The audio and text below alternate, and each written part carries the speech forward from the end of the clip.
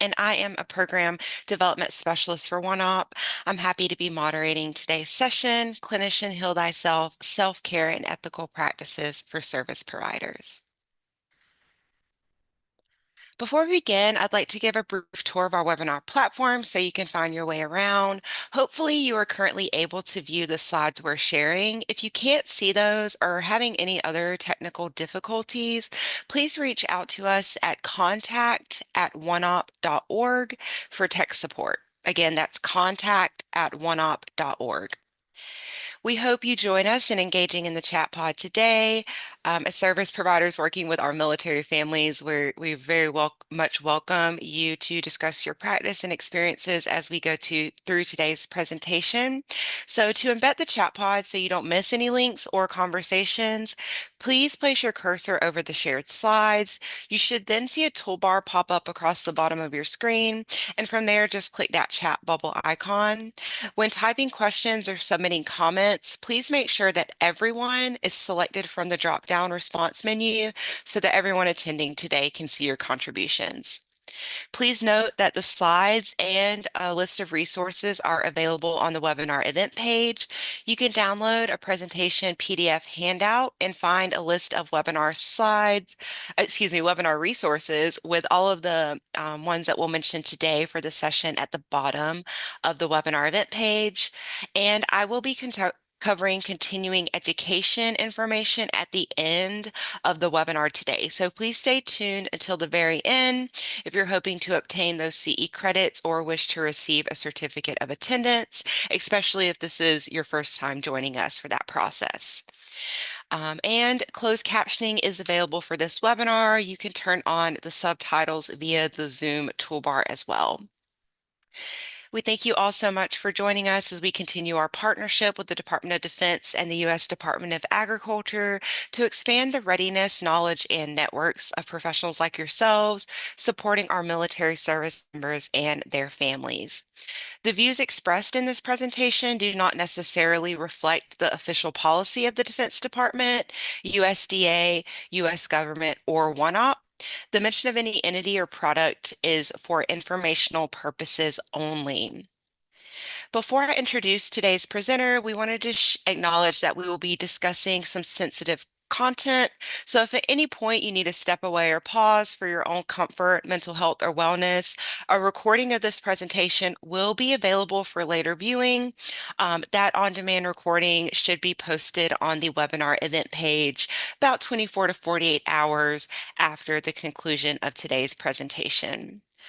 Our presenter will be answering some questions at the end of the presentation if time allows, so please feel free to ask any questions in the chat pod and we will try to track those and make sure those are answered. Again, ensuring everyone is selected from that drop-down menu. And lastly, I will be covering CE credits at the end, so please stay tuned till the conclusion of this presentation for that information. And now for today's session, we're happy to be joined by Jeff Sodoli. Jeff's current role is National Training Fellow and Past Coordinator for the National Children's Alliance Institute for Better Mental Health Outcomes.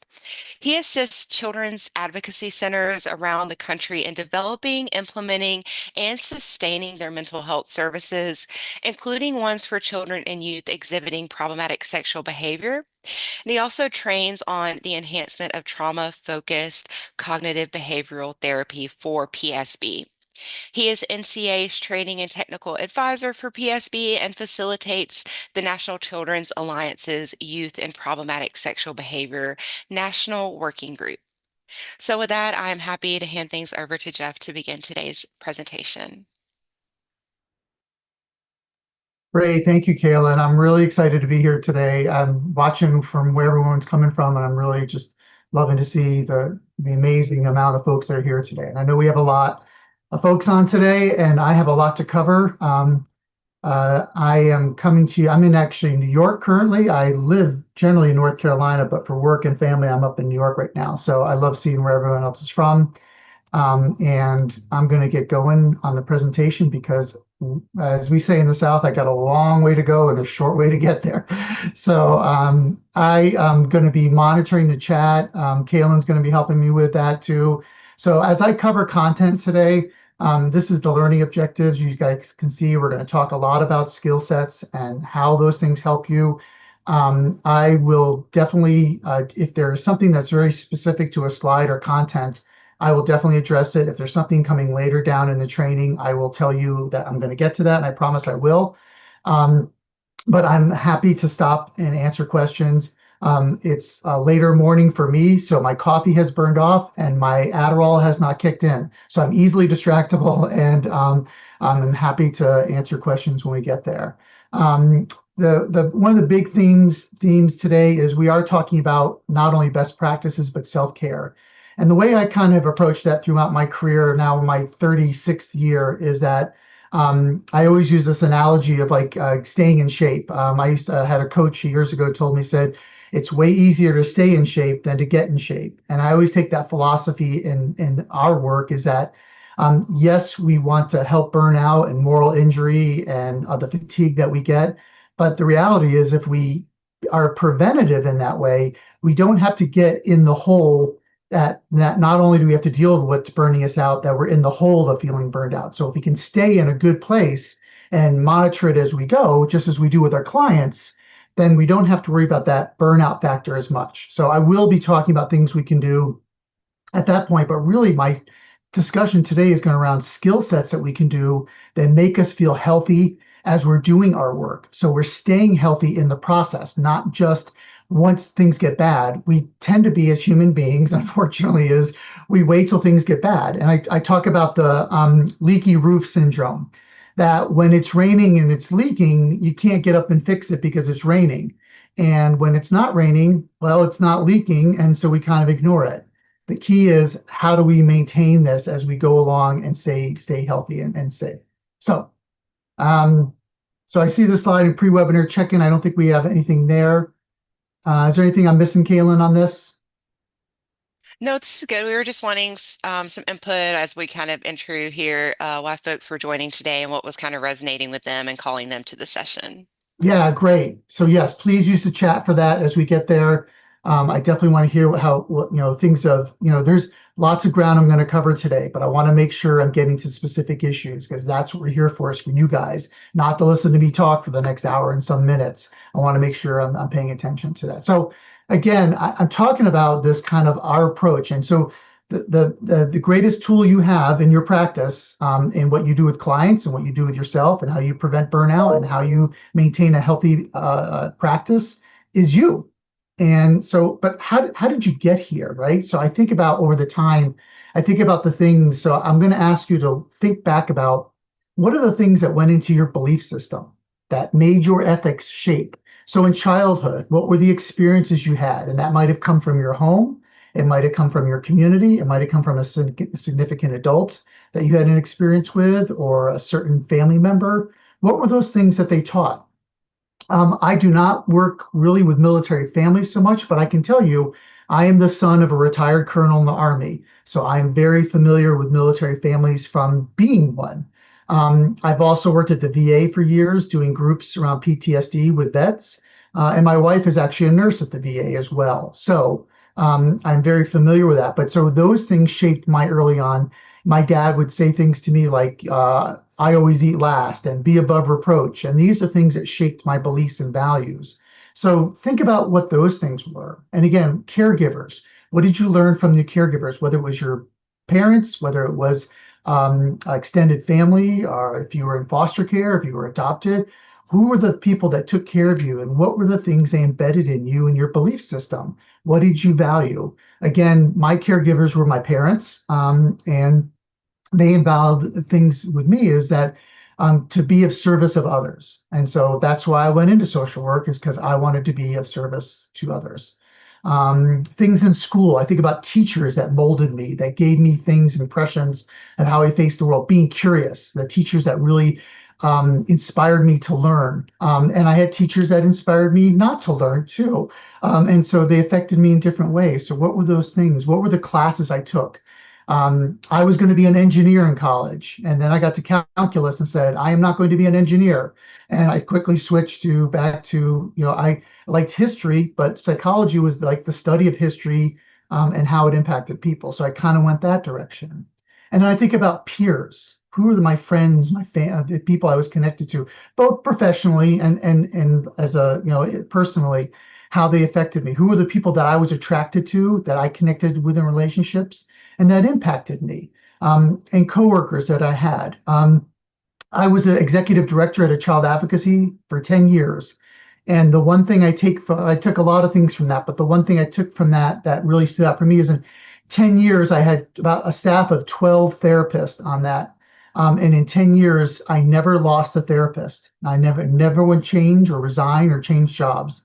And to me, that was the one thing I'm most proud about. But I think about those relationships and what did I do and what did they do for me? And then obviously life experiences. What were the things, whether it was my faith or my belief in the system? I've worked in legal systems, military systems, into government systems. And what were those things that shaped me and that, created what I thought about? And so as we're going through the training today, I'm going to ask you to reflect on that because we're going to talk about values and beliefs and how you think and how you approach things. Because the key to doing this work is taking care of yourself because you're taking care of other people. So, but I'm really going to be focusing on how that cares for you so that you can care for others. It's that old the mask on the plane, right? When it drops down, they always tell you put the mask on yourself first before you do your child. And the same with this work. If you only have so much to draw from the well, and I want to make sure that you're paying attention to that. So, because all those beliefs I was talking about kind of gets us into sometimes this binary thinking in our work. Things are right and wrong, black and white, good or bad. Someone believes it or someone doesn't believe it. But the reality is that's not really how things work. We tend to be really in this gray area that, this is where our judgment and beliefs kind of collide. Like, yeah, that's kind of right, but that's kind of wrong. So I have kids who come in, and I tell them, if you report child abuse to me, I have to report that. And they're like, okay, this is what happened to me. And then I report that. So that's kind of a right and right. But then I have kids who come in to me and they report things to me that aren't reportable. And confidentiality says I have to keep that confidential. So I have kids who will tell me, well, I sexually acted out on a kid in my neighborhood. They don't tell me their name, but they tell me that it happened. And that's the right thing is, in my mind, to report it. But the wrong thing is to violate their confidentiality. So this binary thinking kind of gets in the way. So sometimes things, it's kind of mostly right, but there's a little bit of maybe wrong, and then vice versa. That this might feel more wrong than right. So this is where really good supervision comes into play, and I'll talk about that too. But how do we think about these? These are our human nature. The research will tell us that we want to take simple thing or complex things and break them down into simple answers. That's why we love labels, right? We love to label things. But the reality is things are rarely black and white. They are a mixture of things. And so we have to figure out how we work in this gray area. Certainly our clients and the kids we work with are really in this gray area. So how do we work with them to make sure we do that? These are some kind of ethical guiding principles. I'm not going to go through this. You guys all have your own ethics boards, your ethics by discipline. I'll talk a little bit more about that, but really, these are the big ones when you talk about ethics, whether it's in the research world or in your specific discipline. And I joke half of these I can't even pronounce because beneficence, right? I'm like, I ruin that all the time. How does that work? Or maleficence. I can't pronounce that one either. So, but I know what it means in what the concepts that we apply to what we do with our families and how do we stay to this, right? And so there are times we don't do harm, but we might do a little harm.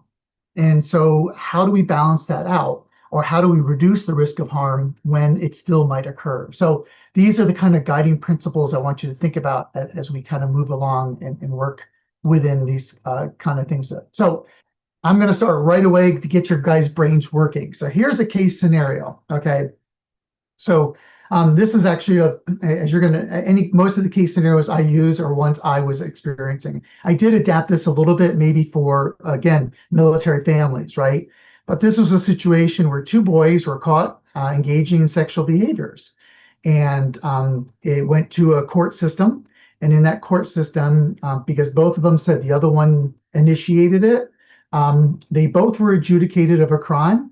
and both were sentenced, or they were giving on their probation, they were required to go to treatment. In this situation, these kids went into treatment. After a while in treatment, one of the kids admitted they were the one that initiated it, and the other kid was the one that was impacted or harmed by these behaviors. So after that occurred, the two clinicians in the situation knew each other.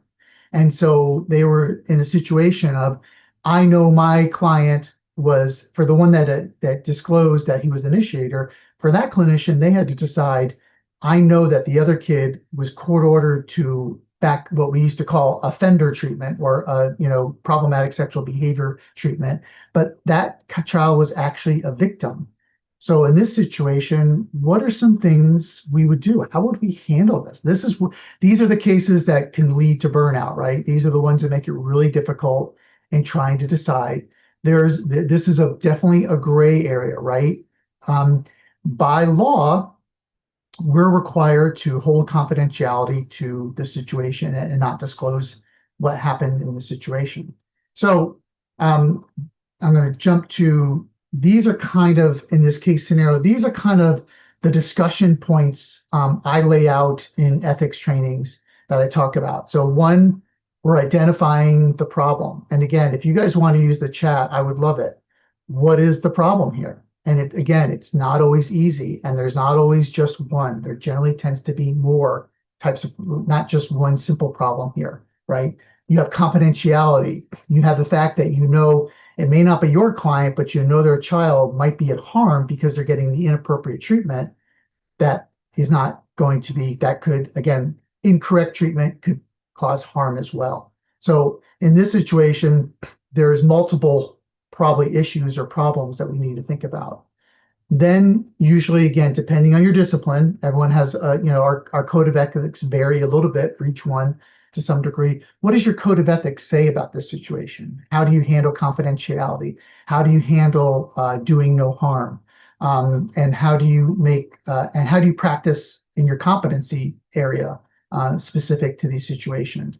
If the kid with PSB that is getting treatment for PSB, but he's actually a victim, that's a therapist buddy of yours, and that therapist isn't trained actually in victim treatment or impacted treatment, then they could actually be doing harm to that other kid. Are you going to let your colleague do that? That's another issue of determination. So again, if you guys want to use the chat and jump in, be happy to. So again, you have to determine the nature and the dimensions of the dilemma. What does this mean short term? What does it mean long term? How did that happen? So then you want to develop a course of action. What are you going to do? What are the reasons and arguments, the pros and cons list for doing this? Yeah, great. Thank you, Dr. Town. We don't know if the sexual assault occurred because both claim that the assault. We don't know that the impacts, right. These are all right. And so there are things that go into self-disclosure around sexual development, sexual preferences, sexual orientation, yes. And especially for kids this young, where it's still developing, right? Their sexual identity and sexual development is far from being done with, and they're in the process of it. So how does that impact their sexual development, right? This could create, right? I always talk about planting seeds or pulling weeds, right? I don't want to plant the wrong seeds here. And this is a situation that could be in that. So again, listing the reasons and arguments with the pros and cons. And again, if you know a lot about ethics, we rarely talk about solutions. We talk about content, but we really talk about process. How do we go about this? So what are the shortcomings of the potential course of action that you could do? Working with what you got. Okay, these are you don't necessarily know everything. You don't always have all the options and what to do in this situation. What are going to be the objections in this situation? And so this is a really good one. If you're staffing it with this may be something you staff with your supervisor, or you may have a clinical team you staff this with. And I always talk about, if you have a clinical team, on my clinical team, we always make sure that if we have a situation like this comes up, or any situation, if everyone is agreeing, someone on our team has to argue against it. Even if we have a father who has like pedophile and like glowing letters above his head saying he wants to have sex with his child no matter what, Someone has to argue that he should have contact with that child. Someone has to dissent. I always say that if we're all thinking the same way, we're not all thinking. So we have to really we need to have some type of perspective. If we're all thinking the same way, that's we get a little too homogeneous in our perspective and how we pay attention to that. So, and then, okay, what are the limitations? What are my judgments and biases in here? And what do, I may have judgments and biases around sexual preference and orientation that may go into this, or I may go, well, how do we know that the one, even though our kid said he initiated it, maybe the other kid did things to initiate it as well. So there's lots of limitations in the perspective when we're talking about this. So, and then we're going to take a course of action, we're going to implement that. But even when we implement it, we don't want that to be the end of the line. We want to make sure we're rethinking our decisions, then we reevaluate our decisions, and then we recommit that we may change that course of action. We may do something different in that situation. And then what do we do? So I can tell you in this course of action, when I was in that situation, thanks, Kaylin, for the remark. Yeah, so we want to pay attention to that. What are we going to do? I can tell you this was a situation that I was involved with, and I was treating the kid who was actually the victim in the situation. And the other therapist reached out to me and told me. And so I was put into an ethical situation because this therapist had violated his confidentiality with the client. So then I had to discuss that with my clinician or my clinical supervisor on how we were going to address that. And they brought in this big whole team up that meeting that we had to do in our multidisciplinary team within our community and how to deal with that. So it can create, even a decision can create another ethical situation. That's why, again, you want to rethink, reevaluate, and recommit to those processes. So it's never easy, right? So again, how do we determine our competency, right? Again, we want to make sure we're getting training, we're getting information, we're getting those things that help develop our competency. But even in that situation, we have to determine that the training and education we're getting is the right one. And that can be difficult at times. And I'll talk a little bit more about that.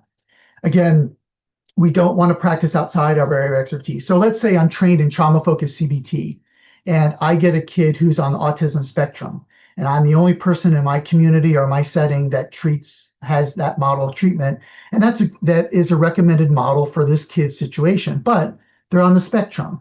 But I have kind of minimal experience working with kids with autism. Is that something that I have to consider? Is that moving outside my area of expertise? If you're working with kids who have problematic sexual behavior and you've been trained and you've worked with mostly males and you get a female, is that something that now you've moved outside your area of expertise? And what do you do?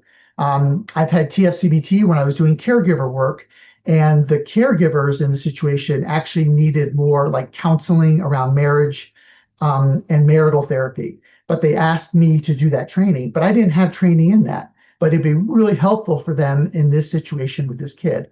Is that moving outside my area of expertise? So how do we do that? So and again, within my agency, that may be an issue that I get asked to do or get pushed to do. So how do I pay attention to that? So I'm not going to go through this. These are kind of the big ones. I didn't have LMFT. Sorry if I offend anyone on that one. But these are the ones. What I want you to take from this, and I'm not going to spend a lot of time on this because you guys generally know your ethics, is these are very vague. You can see in here, like the APA, ensure the competency of their work to protect the clients, patients, students, supervisees, right? It says you should get the training, you should get the information, you should get that experience that practices that competency with the client. It's very vague for all of this. It just tells us that we should practice within our area of competence. And for some areas, it's not defined. So again, I'll probably pick on problematic sexual behavior because that's one. There isn't a defined practice often for these kids. There's not a lot of evidence-based treatments. The research is very unclear other than we should use an individualized approach. So it can get really quickly on what competence is. So often what that leads us to is, and again, specific for military families, what are the considerations you have to think about? So we definitely want to focus on resiliency and protective factors. That is something that sometimes get lost in our treatment because we are often told we want to focus on the risk and the vulnerability factors, which is important, right? We definitely want to do that. And then how do we utilize a trauma-informed approach? And even more so, a trauma-responsive approach. I think there's pretty much no one I go to a meeting to this day that says, I'm not trauma-informed. But being trauma responsive might be different. You may have been in a situation that doesn't allow you, you may be trauma informed, but you can't use that approach depending on the situation that you might be in. So how do you pay attention to that? How do you deal with the kind of the geographical or social isolation? We know some families, depending where they are and based at, they may be isolated from their family or from resources that they normally have or social supports that they normally have. We know families in military move around a lot. And so if they get deployed or they get relocated, that can change the whole scope. They can go from having a ton of resources, a ton of support systems, and all around them to having nothing. And that can change in a really dramatically quick amount of time. And what does that mean? Because often they don't always get a lot of notice on how to do that. So, or when these changes occur. Um, so how does that change their the daily life stressors? So things like housing and financial, medical, and the changes in education. They may be in a situation where their child has special needs education wise, and the school system that they have those resources, they have to relocate. And where they relocate to doesn't have those resources for the family. So how do we help them with that? Where all of a sudden the life stressors change dramatically, right? And again, I know I'm preaching to the choir about that, but we need to pay attention to those issues. And I always talk about, yeah, we talk about attachment, right, with folks, but we don't talk about folks about how to disconnect or de-engage from attachment. Like we talk to folks about how attachment occurs, but we don't talk about how to help with attachment disruption. We're really good at creating relationships. I always joke that we're really good at getting into a relationship, but breaking up from a relationship or ending a relationship generally is really difficult because we don't focus on how to do that as adults. But certainly when we're working with kids and how that changed dramatically, and again, a short amount of time. So I talk a lot of families like, how do I talk about how they disengage? I see this a lot in the foster care system, and I'm sure you guys who work with foster care know that too. Disruptions in foster care and adoption happen a lot. And we don't, it is an opportunity to work with kids on how to disrupt, how to end a relationship or move away from a relationship in a way that's positive so that the next relationship they engage in is more positive and there's less vulnerability and less risk. So how do they do that in that next situation and talk about that? So when we're talking about this, we also want to talk about how we create alliances with the families that we work with. I know you guys do this all the time, and you're like, yeah, Jeff, I connect with my families, and this is how I create a therapeutic relationship. I do rapport building, engagement. So these are kind of the core elements we look at when we're talking about that. What are our clients' preferences? Do we ask that up front? What do they like to do? Some families have a real tough time with different aspects of treatment. Some of my kids I work with are really bad at speech. Actually, they have auditory processing issues or verbal processing issues, and I might have to do more writing with them or more experiential practices. So what are their client preferences? Paying attention to these things. So this develops our competency too on how we work with families because it broadens our approaches and our perspectives. And when we do that, we know the most evidence-based thing is creating individualized approaches to meet the unique needs of families. So we definitely want to do that with families. And again, this sharpens our skills and it sharpens our competency when we basically tailor our approaches to the unique needs of the families that we work with. And then I always talk about top-down approach. Lots of times, like especially if you're using an evidence-based model, we're like, okay, for like, again, TFCBT, I'm going to do psychoed and I'm going to cover A, B, and C. Then I'm going to move to our self-regulation. I'm going to talk regulation scores. I'm going to give them belly breathing. I'm going to give them deep muscle relaxation. Well, I don't know about you, but I do better with the goals that I come up with rather than the goals that are given to you. My boss tells me all the time what I should do, but I do better with the things that I want to do. So I talk about this bottom-up approach. Client-directed goals are always more sustainable, and more achievable. And we can do that. Sometimes the client goals, I just want to get done with this. Great. Let's work with that. And I can combine the model I'm using with the goals you have. And the other thing is to clarify roles and responsibilities. The vast majority of the kids I get come to me because they were told to come to me. So it's great when they show up for therapy and I say, hey, I'm here to help you. I'm from the government. I'm here to help you. These things can be really, we feel like we're being helpful and that's our role. We want to be, but they may see us as an actual threat. Or if they're ordered to be there, they're there because I think about kids with PSB again. So I definitely reference that a lot, but they'll be ordered to come to treatment for me. And I'm like, okay, so they're being made to do something that they don't want to do. That's actually the dynamic I'm treating. So how does it okay for them to make them be in treatment when we know that actually can create problems? So given that, I want to make sure I talk about my roles and responsibilities, what I'm here for, what I'm going to do with them, and what my role is with them. And again, if you guys can see my camera, I'm a white, heterosexual, middle-aged guy.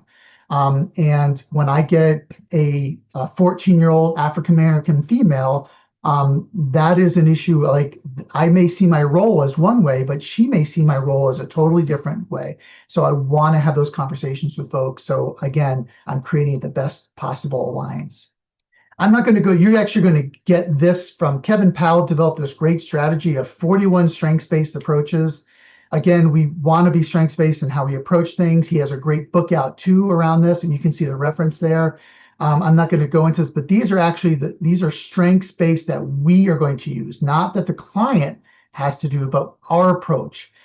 What are the strengths that we are going to work on with pro-social development and relationship development? So this is really a resource that I want to give to you guys on how to be strengths-based in our approach. Obviously, we know that works really well with clients, and so we definitely want to pay attention to that.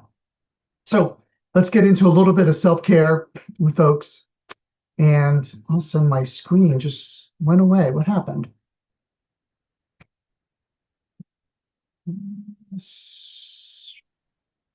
I clicked on somewhere. Sorry, Kaylin, and I lost my. Can you guys still see the screen? Yes, we can still see the screen and you, Jeff. Oh, So there it maybe, is. okay, great. Sorry. Yeah, I don't know. Sorry. No, you're good. We're I back. operate with three screens. Sorry, Kaylin. So I off clicked by accident. No, we're good. We're back to clicking through. Woo, okay, thanks. So I talked about determining our own self-competency. Here's the trouble we run into. Sometimes we are not our best friend, and sometimes we're our own worst enemy. And so this study by Wallfish years ago has stood up the test of time. And basically, he interviewed about 1,000 therapists and asked them, so on average, where do you put yourself? And over 50% of therapists put themselves in the 80th percentile. I'm not a statistician, folks. I don't claim to be one, but I can tell you, I don't think that's statistically possible. And no one clinician rated themselves below 50%. And sorry, folks, but if you know how a bell curve works, half of us are below, half of us are above. That's just the way it works. And I'm not going to go through all these numbers here, but you can see we tend to overestimate our ability. We tend to overestimate how many clients we help, and we definitely underestimate how many clients we don't help. So basically what the research says is we're not great at determining when our clients are getting better. We're actually worse at determining when our clients are getting worse. Now, this isn't a slam, okay? What I'm saying is we can do something to fix this. This goes back to the self-care and burnout, how we pay attention to that. It is okay to acknowledge that we are not always on our best game, okay? I don't know about you, but I come out of therapy sessions sometimes where I'm like, I was probably like a C minus today. And there are days where I feel like I'm an A plus. But I may not be accurate in that too. So I'm going to talk about some things that we can do for that as well. So not to dismiss that. So real quick, this is kind of a process that I've developed over the years based upon some work with Adam Grant he talks about how do we create change, right? How do we change the way we see things? Again, going back to we're talking about how do we do things with developing better skill sets. So One of the things we're looking at, hmm, okay, I don't know what happened there, so I apologize again. All of a sudden, mine has zoomed in for some reason. Do you guys have that too? Yes, it is showing as zoomed in, so I think Amy's going to Okay. get that fixed for you, Okay. Jeff, so that we can click through those animations. Sorry, I think I got it fixed now. Okay, wonderful. Thank you. Sorry, Yeah, there folks. we go. Always the technical. Okay. So there's this between not knowing and knowing. And what gets in the way, the three things that we know from the research that gets in the way is ego. And I don't mean that you're egotistical, you're an egomaniac. I mean it's ego, who you are. We talked earlier about egos, values, beliefs, biases. Those things are generally the things that get in the way and then a sense of belonging, right? We work in these therapeutic communities. We tend to think along the same lines, right? We again, trauma informed might be one way, but and then predictability. The things we believe, we want to know we can predict what's going to happen so much because that helps us self-regulate. If we know what's going to happen, we tend to know what to predict. So not knowing is, again, I always talk about until you know you're wrong, being wrong feels exactly like being right. So it's really even tough to know what you don't know, right? How do you do that? It gets really difficult. How do you remember what you forgot? All those types of things. But even when we get to know something, be careful. Sometimes we like, oh, I know something now, and that stops us thinking. And I'm going to talk a little bit more about that. But this is where rethinking comes in really, really handy because we want to make sure we do that. So again, that ego is not about egomaniac. It's about pride, about who we are and our own values. And again, that sense of belonging is where we get connection. That sense of predictability is where we get security. I often hear sometimes like, "This is how we've always done it," and I'm like, that shouldn't be a stopping point. That actually should be a starting point. If this is how we've done it, then maybe we should consider another way. So as we're developing this resiliency, we want to talk about sometimes new knowledge can be seen as threatening. If it contradicts a belief I have or how I do something, then I might be wrong, and then I may see that more as a threat than actually a benefit. So we want to be careful about confidence. Confidence is not correlated with accuracy. And sometimes what it does is it restricts the filters. It tends to be like, well, I know what to do, and I hear you saying I should try it this way, but I'm going to go with what I know. And so that can get us into trouble at times. So we have to be careful. And again, I talked about group thinking. Be careful that if we all thinking the same way, right? We're not all thinking. So and again, this is where one of the biggest places of bias and beliefs comes in is in this predictability that I know it to be this way. So things like confirmation bias and those other types of biases that kicked in, determination bias, even a negativity bias can come into these places. So we would tend to use that to kind of create help with our predictability as we move along in the situation. Again, we want to be careful. It's not always why, but how. So I want to make sure you're not losing your curiosity. Even when you obtain more knowledge, what I'm hoping that does is create the desire to learn more. That, well, if I learn something new about something, then I probably have more to go. And how can I do that? Without being insecure. That's not what something I want to promote, but I want you to have security in your doubt, not insecurity. So I'll talk a little bit more about that as well. So again, as you're changing, if you're comfortable, I always say maybe you're not doing it quite right. Maybe there's a level of discomfort you want to have. So I always say before you do something new, you're going to have to give up something old. Something might be getting in the way. So again, if you're believing this is the way to do it, if you're trying to adopt something new, what might be getting in the way? So this happens a lot in systems and teams, but also happens with us as an individual. I can give you an example. So years ago, I used to think denial. We used to think denial was a risk factor for problematic behavior in general. Well, what we found out is when we did some research, that actually isn't a risk factor. We found that denial does not lead to more risky behaviors. It's an issue for treatment, but it's not a risk factor to be in more trouble. But until I knew that, I thought it was a high risk factor. It was considered a high risk factor. So, and again, don't be, sorry, don't try to be the best or even try to be your best. but try to challenge yourself and find achievable goals, right? You don't want to put goals out there that are just like, yeah, I want to be smarter, but there are goals that you can obtain and things that actually can create frustration. And again, lead to burnout, lead to moral injury that you want to be careful. And again, you just don't want to play to your strengths. That's great. I want you to utilize your strengths, but what are areas of weaknesses that I can grow in? What can I get better at? I can tell you as an assessor, I'm always looking at different ways to assess things. And sometimes, what are those things I'm missing in assessment? Because that's where we're gathering the most information. And use different learning styles. Sometimes we were like, oh, someone is a auditory learning, or they're kinesthetic learner, or they're more better at written word. What the research has said is use multiple types of approaches. Just because someone might be better at hearing it doesn't mean they can't learn through a visual as well. So paying attention to that as well. This is just a really nice diagram that I use that Liz Foslin was nice enough to let me utilize.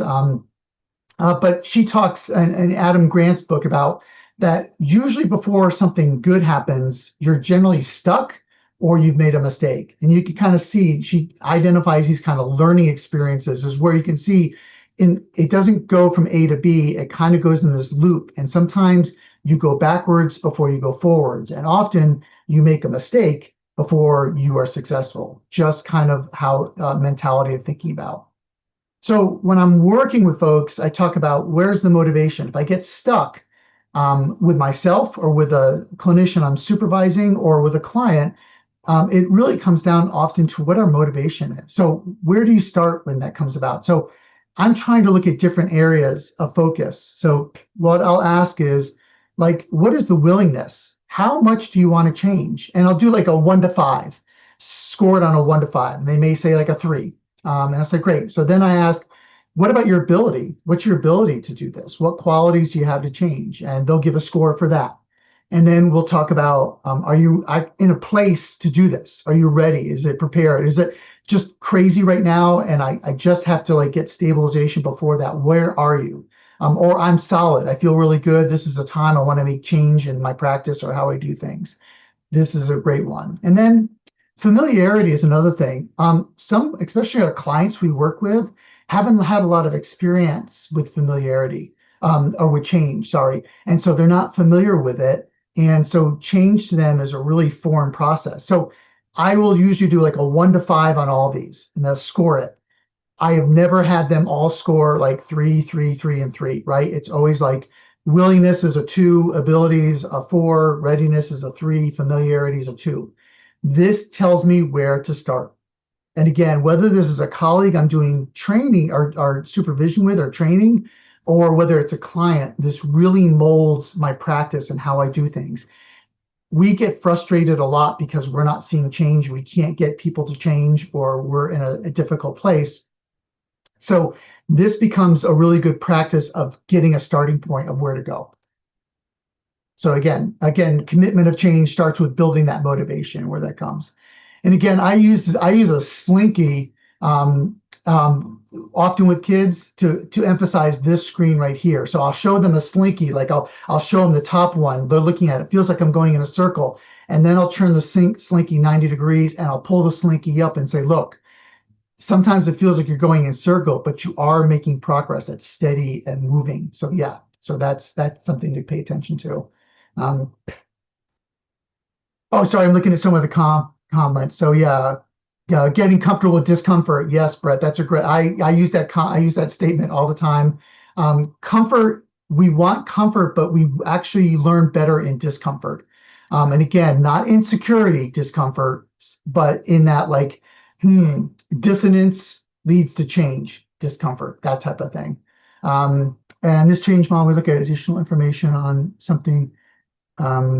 This is something, Tiana, that I developed in practice from some studies so I do a larger training around actual like step-by-step developing change. Sorry, this is kind of, you're getting like a very brief knowledge of this, but this is really how to develop an actual process to do it. So these are kind of theoretical stuff that I do with folks at different levels. Again, both with professionals and with clients.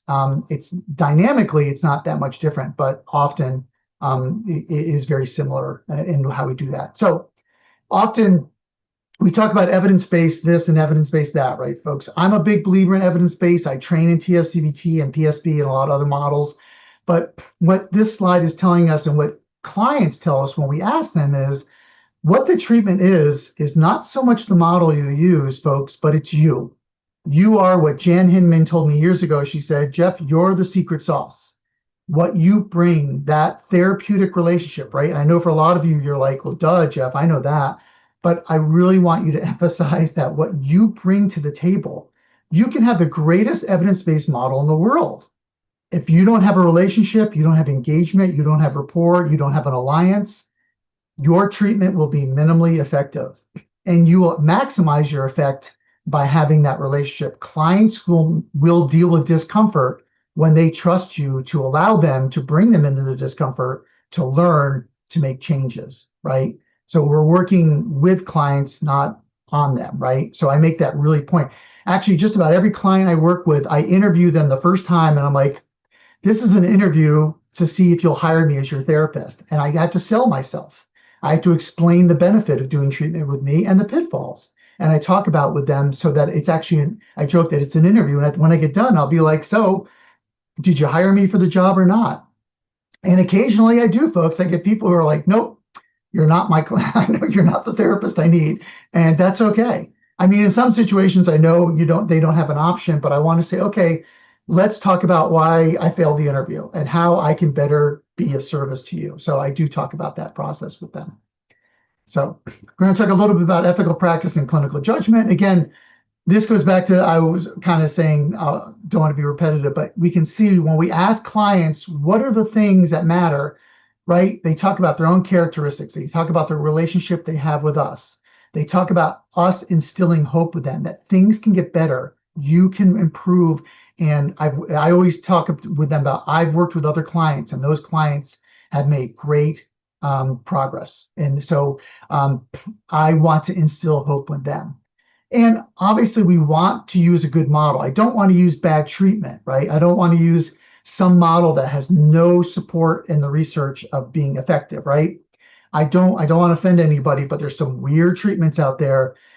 Some people who are like, well, like I've heard of therapists literally taking like a bolt, putting it on a piece of string, hanging it over the client, and depending on how the bolt moved, determine what kind of, I mean, these are kind of crazy things, right? But people do those things. So it is important, the model and techniques, but it's more about you and what you do. So things we want to do when we talk about dealing with beliefs and judgments that get in the way. Obviously, again, this may sound really basic, folks, but as clinicians, we tend to think we do these things. You want to build into your practice. How am I measuring my openness and receptiveness? I want to be open and receptive. I think I am, but what if I'm not? And I'm going to talk about why this is important a little bit. Are you willing to take feedback from your clients? Are you willing to hear it? Clients, the research says when clients feel comfortable giving you negative feedback, it reduces no-shows by over 50%, and it improves treatment outcomes by, I think, like 35%. So we want to give clients the opportunity to give us feedback, even with feedback we don't want. We want to do that. So we want to pay attention to that. Again, be more self-critical. More self-critical, made more mistakes. I'm not saying just constantly screw up, but be open to the vulnerabilities of making a mistake and learning from it. Mistakes actually learn to better treatment outcomes. People who are really confident, again, there's a negative correlation with accuracy. Because when we get confident, we narrow down our beliefs and what we think and what we're open to thinking about. We can get really in trouble really quick. And when you get feedback that really surprises you, I've had clients tell me things where I'm like, really? You think that I think that way? And pay attention, because those outliers are the ones we are least likely to be aware of. So paying attention to those outliers. So again, what works? Again, openness, receptiveness, being aware of our own self-doubt, and I'll talk about that. Rethinking decisions and emotional ambivalence. If you are kind of like, I'm not really sure how to handle that, embrace that. That's a great supervision topic. Don't be like, well, I'm just going to do this and I'll deal with my ambivalence later. Make sure you're paying attention to that. Again, a little bit repetitive, sorry. Again, accepting negative feedback, what that might look like. Again, confidence, paying attention to that, using prescriptive approaches, right? I have this model I'm using, and they have to, if they're not making progress because they're not checking off the boxes, then if they're not making, people all the time, clinicians will come to me and say, well, Jeff, I think this client's being resistant. My usual response is, they weren't resistant until you showed up. So maybe we should think about a different approach. So how that looks. And if you're always thinking how to diagnose them, be careful because most people don't feel better after you diagnose them. We tend to focus on sustained talk, or again, what some people will call discord or resistance. That's just kind of how we are wired. We want to fix problems, so we listen to the problems rather than listen for the solutions. So, okay. Yeah. And also I talk about getting it, let's find out what's right rather than trying to prove what's right, because that brings in bias as well. I'm not going to go over this too much, but you can kind of see these are the signs that people are doing what in motivational interviewing they call about sustained talk, right? These are the signs. The circle in the middle tends to be ineffective listening and ineffective responses. The strategies to the right tend to lead to better treatment outcomes, and feedback from clients tell us these strategies work better when we take this approaches with folks. So again, I'm not going to read these off. You guys will have these slides you can see. And a lot of you are using these things, so that's great. Continue to use them more, or find out how to strategize, how to implement them more. I've already used this quote, so I'll jump on, but this is probably still my favorite quote all time of how do you figure out if you're wrong. It's a really tough practice. So knowing that you're wrong probably starts with embracing doubt and questioning your confidence. Why do if I feel confident in something, I tend to try to, like, in my own mind, question, why do I believe that? And that gets really hard. So that makes us think and rethink what happened. So how do we create change? And how do we address confidence? Again, I don't want you to be insecure. I want you to do it in a secure way, like, okay, maybe I missed something here. Let me pay attention to the signs. If this isn't working in the situation, and working with your client to talk about that. I noticed when we did this certain exercise, it didn't seem to work. And I've had it work with other clients, but I want to know in your situation why that might be. So again, being curious and humble and say, I noticed that I'm not being effective with you. Tell me what, getting feedback from the client. What am I not doing? And it could be as simple as the client tells you, I don't feel heard. You're talking, but I don't necessarily feel heard. So, oh, just looking at this comment. Great, great. Okay. And again, consuming knowledge rather than create. So in therapy, I always say pull, don't push. So I want to pull on clients and get information rather than give them information. I do give them information, but generally, anytime I give them information, I always ask permission. Is it okay if I share with you what other clients have told me? Is it okay if I share a strategy I used with another client? Is it okay if I share with you this intervention that worked with another client and see how that works with you? So always asking permission goes a long, long way. So I talked about this, like we tend to believe that our clients are being honest with us. And so the reality is when in Blanchard's study, this says about 93% of their, and this was adult clients, obviously, so it's a little bit different, obviously, but the majority of clients report that they lie to their therapist. 84% continued to do it on a regular basis. And three-quarters of them, almost three-quarters of them report lying about like specific therapeutic related topics. So this tells us, and I always joke, folks, when you go to the doctor and they pull out the PHQ-9 and your doctor says, they ask, hey, Jeff, how are you eating? And I'm like, oh, I eat really well-balanced meal. I never have any fatty foods or fast food. Or how many alcoholic drinks do you have a week, Jeff? And I'm like, one, like an hour or something like that, right? So we tend to maybe just not lie, but maybe deceive a little bit or change it. And our clients do too. It doesn't mean anything, folks. It's paying attention to it, because the real thing is this slide is the important one. Why our clients not telling us? Um, so really, again, yeah, thank you, Kendall. I use pull, don't push all the time, especially when clients are denying things or in denial. People will want to push back and challenge denial. If you want to make denial worse, push. It will always make denial worse. Always pull. You'll get better results. But anyways, so look at the things that clients are not telling us about. These are really important things, especially if a third of them are not talking to us about suicidal thoughts. That is really important, folks. We need to pay attention that a third of our clients may be having suicidal thoughts that they're not talking to us about. So these are really important. And if you look at this list, it's not like I want to dupe my therapist, or I don't want to tell them anything, or I don't trust. These are all like they're really kind of for safety reasons or reasons that they don't want to hurt the therapist's feelings, right? Like again, third of our clients don't want to tell us they don't like our interventions. So we're sitting there and we're thinking, wow, my client is sitting there nodding their head, right? They're sitting there going, yes, yes, to everything you say. Folks, we all nod our head when we talk. Try not nodding your head in a therapy session. My record is 43 minutes, and I thought I was going to have a seizure. And so nodding your head is a kinesthetic response to self-regulation. So client, you'll be talking to them and saying, so you feel good about what we did today, and they're nodding their head. They may not be saying yes. They're just doing that because they have anxiety because they don't want to tell you, no, it didn't work. So again, we have to use other strategies to make sure we're not just using our own judgment and our competency or confidence. We want to use that measured in a measured way.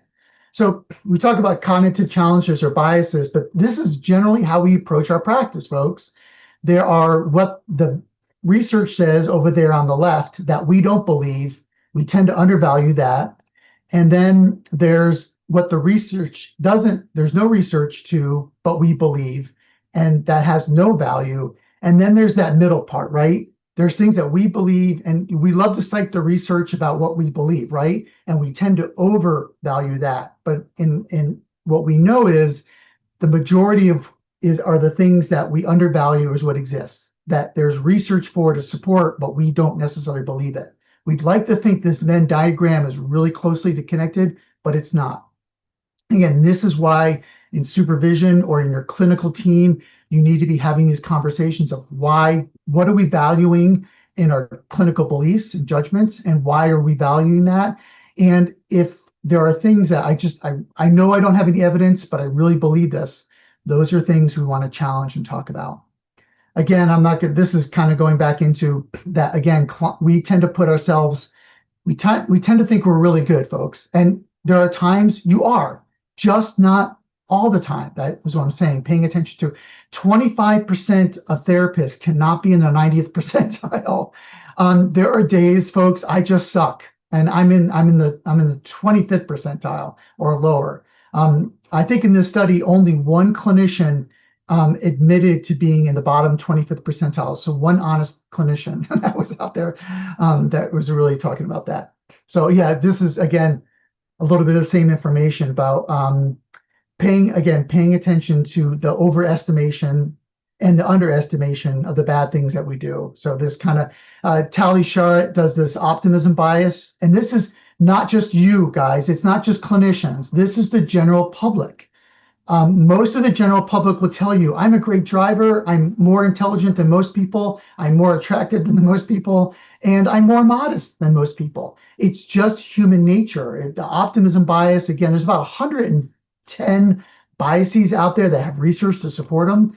Optimism is one of them, and we tend to you hear about Dunning-Kruger effect, right? This kind of is aligned with Dunning-Kruger, that we overemphasize what we can do, and we just need to pay attention. So what's meaning making and professional growth? 30-minute, thank you, Gail, appreciate that. But there is a reason why we do this, folks, because our jobs are really important, right? So lots of times what, some of the problems is that we get a lot of information. You ever get a file on a kid or on a family, and it's like 10 inches thick? And we have to pick and choose what to give attention to. We cannot pay attention to everything in those reports, because guess what?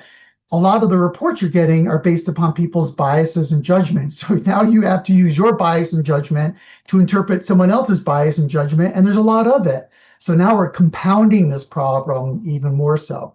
So, and then obviously, what are the things that we think are important? And we have to be really careful here too. So I know when I'm evaluating kids that are like getting in trouble for different reasons, whether it's sexual behaviors or other behaviors, we tend to overemphasize some things. So everyone know what the McDonald triad is? You've ever heard of it? So it's bedwetting, setting fires, and harm to animals. Ever remember what those things? If you had those three things, you were a budding sociopath. It's called the McDonald triangle. And forever we thought, oh my God, if a kid exhibits those three things, there must be, or even older kids, there must be like a budding like sociopathic or psychopathic traits or antisocial traits. Well, University of South Florida, and now I can't remember his name, and it's killing me, but he did studies down there looking at it, and he found that the three weren't correlated one with each other, and one with like violence or problematic sexual behaviors, or like if you harmed animals, it didn't make you more likely to harm adults. What they found is the highest correlation, the only clinically significant correlation between those three was with people that are under stress. No shock, right? But when you get a kid who's setting fires and he's harming animals, you're like, whoa, you give those things a lot of importance, but maybe you're not weighting them correctly. So make sure you're paying attention to the empirical evidence on stuff like that. What are you weighting really important? Now, if I've got a kid who's going into a foster home and he's setting fires, I'm definitely going to tell the foster parent that because they need to know that they have a kid. Or if they have animals that he may harm, I'm telling them that, right? But I don't want to overemphasize. I want to make sure I do it measured, right? So that it meets the need and the resource. And I don't know about you, but I get cases and I have to assess them like in 48 hours or 3 days or within a week. So our processes pressure us to do these things really quick. And then again, what are we supposed to remember? We have to prioritize all this stuff. So I've got like 10 things. I've got to narrow it down to three. I got to prioritize those three, and then I have to summarize it and get that information. So we are often put into situations where it emphasizes our bias and clinical judgment errors. So there's a reason why we do it, right? We're kind of set up to do it. So again, paying attention to that stuff early. If you're doing supervision, pay attention to these things to support your clinicians doing it, or in your clinical groups, talking about why did we make this mistake. So I talked about overconfidence. So again, this is where we're trying to prove what's true rather than find out what's true. So it starts with, again, my own bias and beliefs and what I'm doing. So if I bias and beliefs, I have convictions. I have a reason to think this way. I have experience. And by the way, folks, experience does not correlate into accuracy either. So I never go into a room and say, I've got 35 years of experience, because it doesn't really mean anything in accuracy, but it gives me conviction. And conviction leads to looking for confirmation and desirability and information that I'm seeking out. And then that leads to, again, I'm validating my bias and beliefs. I'm not proving, I'm validating. And validation isn't necessarily agreeing, validation, or saying it's right. It's just saying, finding things that agree with what I believe. So I have to be really careful, because we want to do rethinking, finding the truth, not proving the truth. And that starts with humility. I've got a lot of things here, and I'm not really sure which direction to go on this. And so there's a couple of good things, but I'm not sure. So I need to figure out, I'm going to get some input. I'm going to staff this. I'm going to look at what the research says and try to figure that out. But that means I have to be curious about what other people believe. I have to be curious about maybe beliefs I have, maybe I'm wrong. So am I willing to entertain information that goes against that? And then what's finding the desirable outcome based upon good process. What I believe, what other input I got, what the empirical evidence says, all those things I want to pay attention to. So real quick, we want confidence and competence to go in that 45-degree angle.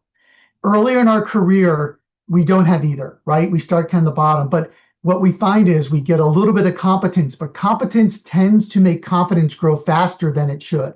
So a little bit of competence creates too much confidence. And so early on, we can get on what Adam Grant calls Mount Stupid. So careful early on. We want it to balance as we move along, that competence and confidence grow together and they complement each other in ways. And again, this is where good supervision helps with that process. So if you're in getting supervision and dealing with it, I'm going to not get into this. You guys will have this as a resource. This is not a shall, but should consider these processes in developing good rethinking structures. I use this in supervision a lot. I talk about it. What does it mean? I want people to think as a scientist, to find out what is true, not try to prove what is true. And I'm not going to go through all the detail because I still have a ton of content I want to get through, but you'll have this resource to pay attention to. Again, in theory, this is what we see mistakes as it's shaming, the discomfort. People are making fun of me or laughing at me and I look stupid. But really what the research will tell us, and the reality is that we expand our comfort zone by making mistakes. We gain courage and confidence to do better. And we get smarter because we learn from mistakes. Because I don't know about you, but I don't like to repeat my mistakes. I always joke when I tell people I have experience, it's not because they should pay attention to my experiences. I made a lot of mistakes in 36 years, and I'm telling you, this is what I learned from that. And most of it is learning from myself. So in our clinical decision-making process, this is the general flow that you see it kind of has. So we take what's going on and what are we going to do? What model? So I got a kid who's been traumatized by sexual abuse. I'm going to take TFCBT, and that's kind of the model I'm going to approach. The process is I'm going to use these different approaches in TFCBT. I'm going to identify the most significant trauma. I'm going to focus what they prioritize, and then we're going to work through all the different stages of TFCBT. And then the objectives are I'm going to like lower their anxiety, increase their risk, or increase their self-regulation skills. But what happens is that I have these beliefs and judgments that I need to pay attention to as I'm doing this process, right? What are the beliefs and judgments? So this is generally how we do it in our clinical decision-making skill. What I'm going to ask you to do is let's reverse this. Okay, start with what are my beliefs and again, ego. What are my beliefs? What do I value? What is my approach? What am I going to do? And then what does that mean for objectives? What are the client's objectives? They want client-directed objectives, do best. And then based upon those objectives, we're going to decide on process. I might have a kid. I've had kids, those of you who are familiar with trauma-focused CBT, they do a trauma narrative. I've had kids who wrote out songs, or they did it in poetry, or they acted it out. So I'm going to figure out a process that works best for them. And then we're going to get to the content, that sexual abuse or whatever abuse may have brought them into treatment. So I actually reverse this process and talk about that when I designing, especially treatment planning of what I'm going to do with a kid. So, did I go backwards? I think I clicked too quick on that one. So I use feedback-informed treatment. I gave some resources, I believe, on this. This changed my career 25 years ago when I started using this. And basically, Scott Miller developed this out of the Center of Excellence in Chicago. There are different forums and people use different ways of implementing this. But I can tell you one of the main things it does is it asks clients their experience in treatment. So Scott uses 4 questions. Did I feel heard? Yes or no? And they measure that on a 10-centimeter line and they score it. Did the approaches you use, were they effective for you today? Did you focus on what was important for you today? And overall, do you feel better? And so they're measuring that for each session. They actually do it on overall, and then they do it for a session rating. And I use that with clinicians all the time. And clinicians will tell me, I think my client's doing really well. And then we look up the data, and the data will say, well, they're saying on hearing, it looks like they felt heard about 60% of the time, and they felt like the approaches we're using were only effective 50% of the time. Not to guilt or shame my therapist, but to say, hey, how does this go along with your confidence and competence and how things are going? Again, this is a preventative strategy, so we don't get into burnout where why aren't my clients doing well? Why aren't they feeling better? Why am I frustrated? Why isn't treatment going well? This is built in from the beginning. So we're being preventative in our approaches to help support clinicians feel better, but more importantly, do better. So again, so that is the main thrust of the self-care here. But I also know that you kind of get into fatigue and burnout. So this is kind of what I developed talking about for clinicians. So I talk about over here, this is for supervisors and for agencies when I do training and systems. Like, let's not see mistakes, or sorry, let's see mistakes as opportunities to learn. And again, I'm not going to go through all these, but how do we approach all these things? How do we make sure clinicians are open to talking about their struggles and they're not punished? Because on the other side, you get this other very different, right? And if you fear talking about your things, you don't want to share things that are going on, you're unwilling to make change or rock the boat of the system or how you do things individually. This is where you get into a rut and you dig a hole and burnout occurs and moral injury can occur too, because you might get in situations where you're making decisions that really can harm your clients, but more importantly, harm you. So look, I'm all about self-care, but if one more person tells me, Jeff, if you just eat well, exercise and sleep well, you'll do better. Great. Who doesn't know that, folks, right? You all know that, right? And please stop telling me that. But you have to be more intentional about this. So in my supervision plans, when I work with folks, I build that into supervision where I'm monitoring that with my clinicians. But I also talk about strike while the iron's cold. Don't when By the time someone's burned out, they're dysregulated, they're anxious, that's not a time to talk about a strategy.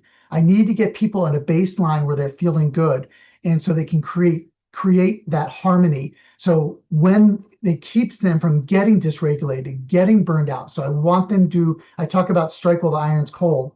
And the reality is there is no life work balance, folks. We are just not good at that. Those are familiar with CSERT, which is a great training for fatigue,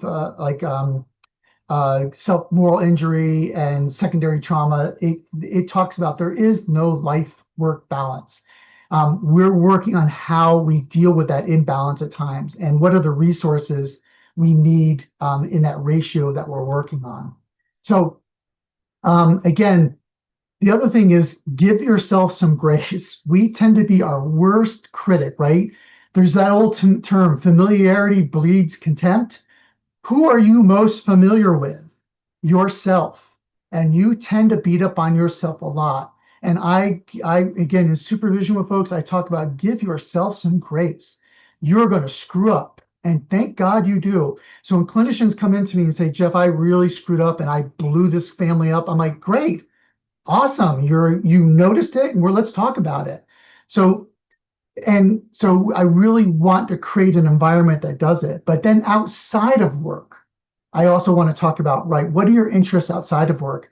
We tend to get into a habit of we talk to kids who are sick and we talk to people who work with kids who are sick. So expand your social outlets for doing that. Hang around kids who don't have issues. When I didn't have kids, I would hang out with my nieces or nephews or my folks' friends. Create diversity in what you do, okay? But this stuff needs to be addressed in supervision. I talk about this. We also do this in our peer supervision. We talk about how we do it and people share ideas. In my old CAC, I built into the budget $100 a month for every therapist had $100 a month. They could go get a massage. They could use it to buy organic food that helped them feel healthier, or they could use it for a gym membership, but build it in, make it intentional. If it's not intentional, it ain't going to happen, is generally how things work in that way. So again, knowing your limits, respecting them, allowing yourself to have them, and allowing yourself that you're going to violate those limits by going over, or not, or going under in your boundaries that you set.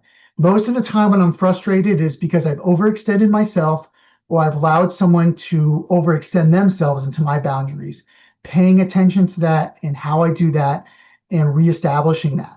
So that was like drinking from a fire hose. I know that, folks. I'm stopping now so we can have a little check-in, have some questions, anything people want to share. And I'm not the voice of healthy There's lots of people here that have good ideas. I saw some things in the chat. So I'm going to stop for a second and see if there's any discussion or things folks want to share. I promise I'm going to shut up now because I need some oxygen. And please, anyone who disagrees with me, I'd love to hear that too. Really. Thanks, Jeff. And as we're kind of opening it up to any questions, please feel free to let us know if you have any specific questions for our presenter today. And we will move on to that final kind of reflection slide. Jeff or Amy, if y'all can get me to that next slide. Just in terms of if there was one or two things that resonated with you that you're going to take away from today's session. I know for me, I was kind of curious in terms of more of that community approach. And then I think toward the end, Jeff, you mentioned to be intentional in building that into your team structure to have those conversations and checkpoints. So I really appreciate that. And I do see one quick question come through that I can answer. Yes, if you are curious or want to kind of sit with the slides a bit more, a PDF handout of the slides is available on the event page. That event page link is going to be your one-stop shop. I will cover CE credit information here in a bit, but that event page link is going to have the webinar slides, a handout that you can print and take notes on if you would like. Also, it's going to have a link to all of the citations and references that Jeff used to create this presentation, as well as a few additional resources that we suggest around this presentation. I'm just going to take a moment to look at the chat and see Yeah, if we thank have you. any questions. And if I mention any resources that I didn't give, just reach out to Kaylin. I'll get those. I don't. I occasionally do that. So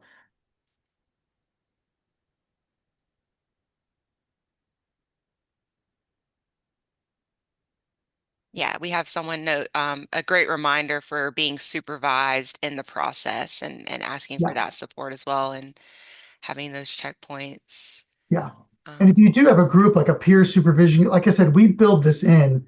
We once a month in our peer, we go over one bias with everyone and talk mhm. about how it impacts us, but also we talk about how we can change that. And what does it mean for practice? And then we also talk about strategies that we're doing outside of work that help us stay balanced inside of work. So we're constantly sharing with each other. We're taking care of each other. We're our own community, right? We have to take care of each other. If you haven't noticed, the system sometimes doesn't do that for us. So we have to have the initiative and be intentional in doing that. Yeah, we did have one question.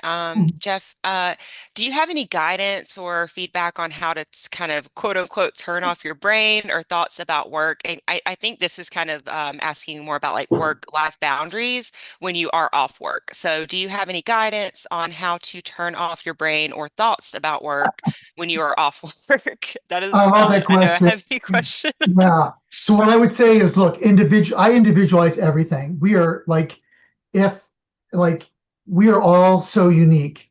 You know you, okay?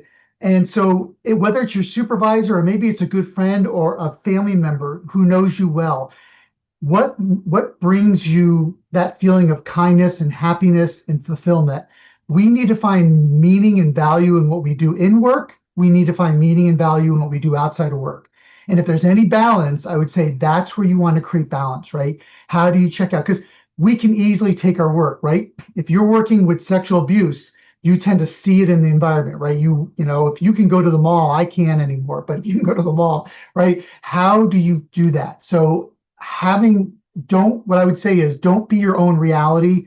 Make sure you're going to someone who knows you, whether it's professionally or personally, and help you develop this intentionally. And maybe you do it together. Maybe you find someone who you walk with at lunch or on the weekends, or you do something. Maybe you decide. I had a clinician I worked during COVID. It was great. They took up the bass guitar and he did it so well. He makes his own bass guitar. He's like turned it into a business almost. So find those things, but don't try to do it on your own. I think this is something talked about, having dissent, right? Someone who would tell you you're getting it wrong. That's why you need to do this, and then again you reciprocate it, and then that creates this great homeostasis relationship that you have with other people. Thanks, Chef. And just a few other comments. I don't think there were questions, but we had Asha note for self-care. I respect those counselors who are in a process that address the stressors, emotional issues, etc., with colleagues or some sort of effective support group. And then just reiterating the importance of those peer support groups and how Asha has found those effective. So thank Yeah. you for sharing that. And then Elizabeth too, I think this comment resonated with me, commented on the head nodding. Sometimes I do that just for people to know that I Yes. am listening and that I have been talking for a while. And I was thinking that as well. I do that just as a form of kind of indicating active listening, right? But also just being mindful of that and just having that, kind of seed planted in your head to know it is an active process and it does require, energy in that way. So Yeah. I appreciate that. Yeah, it's those nonverbal cues. And again, Yes.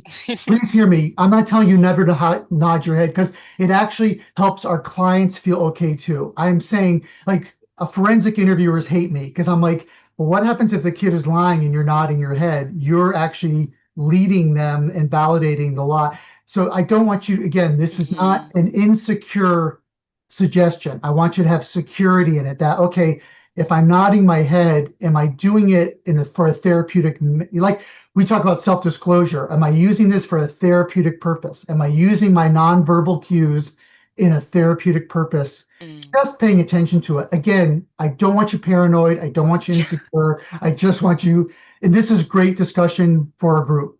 Yeah. Mhm. Yes, Barbara, it is really, I don't know. I think that clients lie so much as sometimes people are like, wow. And I'm like, we all are deceptive. It's not a bad thing. It again, it's a self-preservation thing. And again, if you hear what clients are doing it because I want to dupe my therapist, I want to get one by, I want to do something to them. It's mostly we lie to make people feel better. So it is actually the intention is good. This is where right and wrong exist in the same place. You can do something that's wrong, but for the right reasons. So don't beat yourself up like it's black and white. It's just something we do. Yeah, thanks, Brett. It's part of the social code. I love how you said that. Totally love how you said that. Wonderful. Well, it doesn't look like we have any other questions coming through specifically for you, Jeff. So I will kind of start moving towards wrapping us up and letting everyone know how to get their CEs for today's session. Thank you Great. all so much for sharing in the chat. This has been really great to see y'all's perspectives as well and what you're taking away from today's session. I will note again that additional resources link we have on the event page also has quite a few podcast episodes from our Practicing Connection podcast that we have at OneOp. That podcast has a lot of different practices, like very small practices you can incorporate into your mornings, your day, a couple of quick minutes during the day to really have those touch points and reflect. I've found them very helpful. So those are a lot of those episodes are linked on the additional resources. So please check those out as well. Again, something you can kind of listen to during your walk, during a break, and kind of find some ways to incorporate that for some self-care check-ins. So thank you all again. And we will move towards, and thank you so much, Jeff, for your time today as well. And we will move on to, again, all of the references and articles and everything that Jeff pulled from for today's session. These are just the ones that were listed throughout the presentation. We have additional resources linked on that page within the event page. Great. So the link to today's evaluation should be available on the event page. This webinar has been approved for 1.5 continuing education credit hours. When you visit the event page, you will see a purple button. Simply click on that button and it will take you to first an evaluation and then a post test. That is the full process. If you do not see that purple button, and especially if you have had the page open since the beginning of the webinar, please refresh or exit out of the page and reload it as that was automatically populated live during today's session. So your cookies may not allow you to see that if you've had the event page pulled up as we directed since the beginning of the session. Your feedback is very important to us, so we do ask our audience to take that short evaluation, letting us know your thoughts on today's webinar. For those wanting to obtain obtain those CE credit hours from our accreditation agencies. After the evaluation, you will be directed to a list of those opportunities offered for today's session.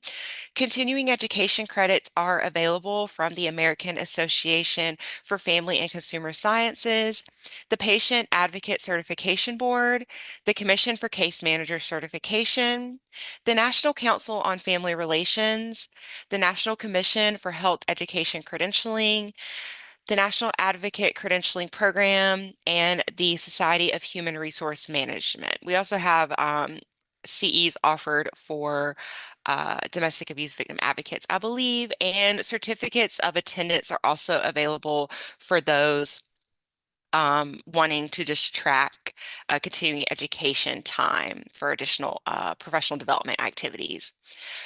Select certificates do require the completion of a post-test, of course, depending on the accreditation agency's requirement. If you are directed to that post-test, please complete that. Once that post-test has been completed with an 80% or higher, certificates will be emailed to you within 24 to 48 hours of completing that evaluation and post-test process. Some email providers will kick that certificate to your spam folder, so please be sure to check there first, especially if you have not um, obtained continuing education credits with us before. It's going to be important to check that spam folder. If you are still having issues and have not received your certificate within a day or so after completing that, please email us at ce@oneop.org. And if you have any issues, once you kind of step away from the slides, just go back to the event page. The slides are on there and you can find our email in that way. But yeah, feel free to email us and we will be happy to assist you in ensuring you receive your certificate for your time listening to today's webinar. And in about 13 days, we will be kicking off our academy. This is going to be kicking off in August and September. The academy is an annual event bringing together military family service providers from multiple disciplines to address one singular topic on the importance of working within the military family readiness system. This year, we will be bringing together experts and professionals like yourselves to address key challenges facing our military youth well-being. Over the course of 6 weeks, OneOp will deliver a series of professional development opportunities, including an expert panel discussion and 3 webinars. The panel will kick us off and it will discuss how military family service providers across the MFRS can support the well-being of military youth. And then the webinars will then go into a bit more comprehensive evidence-based strategies to support adolescent well-being through transitions, how to create inclusive programming, and strengthen those protective factors for our military connected youth. And of course, a variety of CE credits will be available from different professional credentialing agencies across the Academy. So please visit the Academy webpage linked in the chat and on the slides for more details on those events. And you can see who will be presenting, who will be joining us, what CEs we will be offering, and also to go ahead and register for those events if you would like to join us for any of those conversations.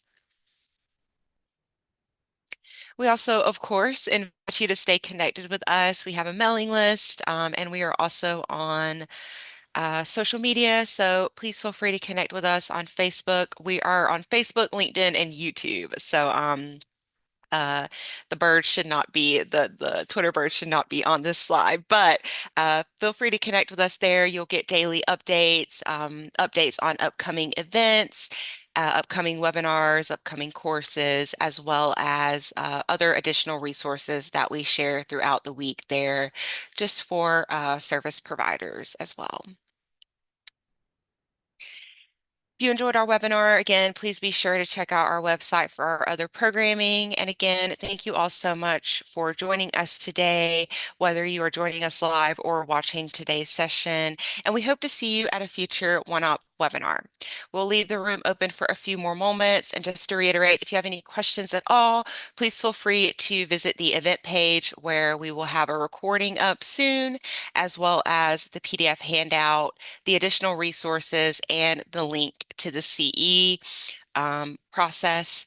And if you have any questions at all, look back on the slides and you can get that uh, email address that you can contact us, CE at OneOp. So thank you all again. We'll leave the room open for just a moment to grab any last links, and we hope